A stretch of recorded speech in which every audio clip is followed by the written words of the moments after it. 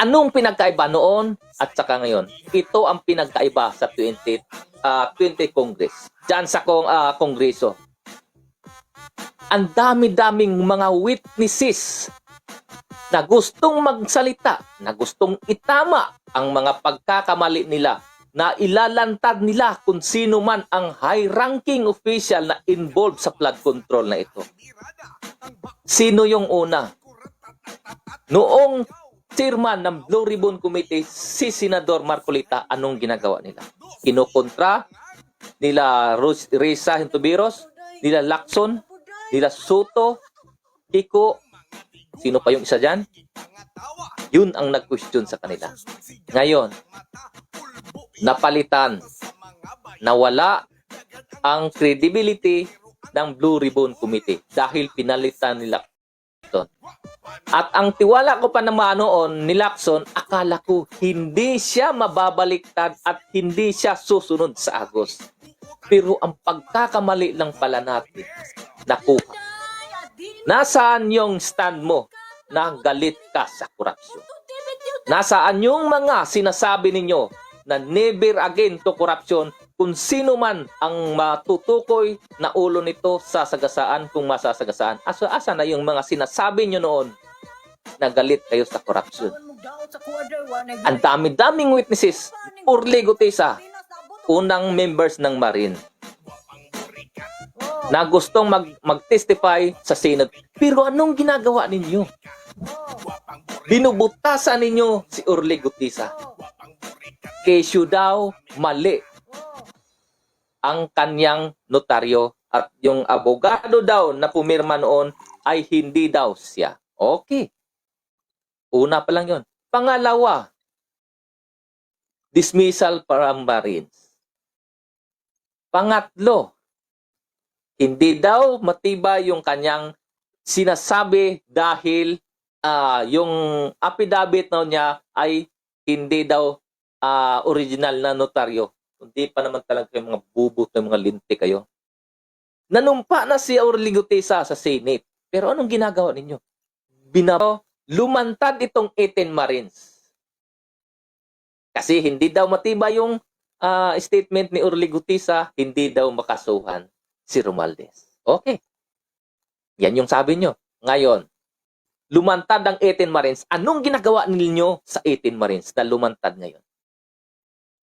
Nga.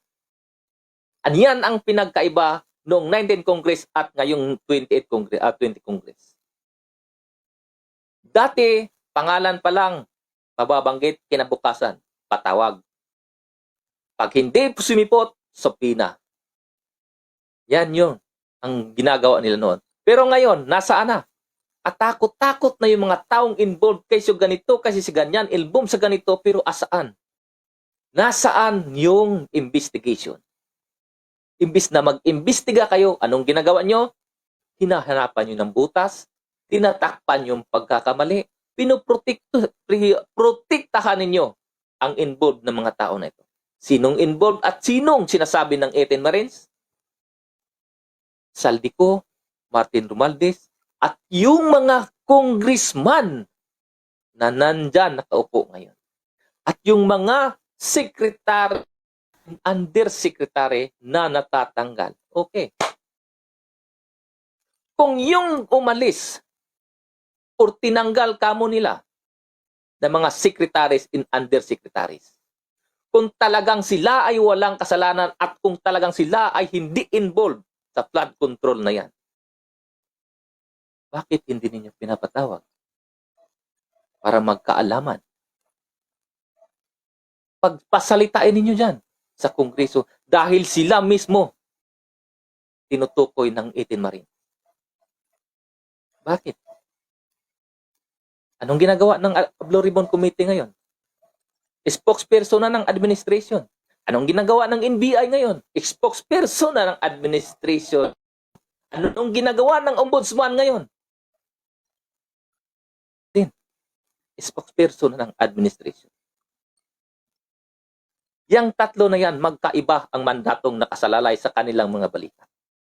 Pero hindi sila tumupad sa kanilang tungkulin.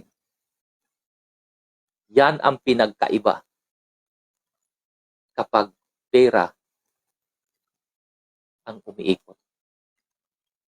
Nawawala ang focus mo, nabibili ang iyong credibility. So, paano na ang sitwasyon sa bansa ngayon? Nangungutang na naman tayo ngayon sa ibang bansa. Para ano? Para kuno ipondo sa Build program ni BBM. Okay. Sa tingin nyo ba, yung inuutang na yan ay doon mapupunta? O yang pira na inutang na yan, mapupunta yan doon sa mga congressman na buboto kay BP Sara. Dahil wala silang budget ngayon, bakit? Dahil nabubuko ang flood control issue. Ha? Sa tingin ninyo, buboto ang mga congressman kung walang involved na ganyan?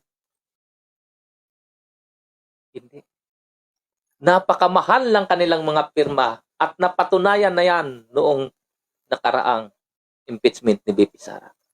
Maraming mga congressman na nagsasabing napilitan lang ako na pumirma dahil walang budget o walang pundo ang aking distrito kapag hindi lang ako sumunod.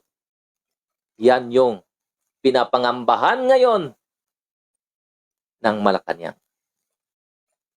Kapag hindi nila nakuha ang 106 vote dyan sa Congress, anong gagawin ng mga aktivistang grupo dyan? Iiyak na yan. Kung matutuloy na makakuha sila ng majority vote sa kanila at mapupunta sa Senate, another budget na naman yan.